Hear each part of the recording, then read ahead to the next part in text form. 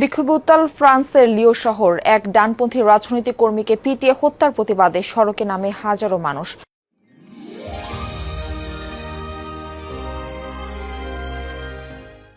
অভিযোগ, উগ্র বামপন্থীদের হামলায় নিহত হয়েছেন কোয়েন্টিন ডেরাঙ্ক নামের ওই ব্যক্তি। হত্যাকাণ্ডের বিচারের দাবিতে মিছিল করে বিক্ষুব্ধরা। প্রতিবাদী ব্যানার হাতে স্লোগান দেয় লিওর সড়কে।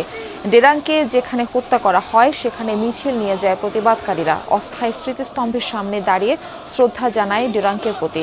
ঘটনাস্থলে সতর্ক অবস্থানে ছিল পুলিশ। শনিবার লিও শহরের বিক্ষোভ মিছিলে ৩,০০০-এরও বেশি মানুষ অংশ নেয় বলে জানিয়েছে ফরাসি প্রশাসন।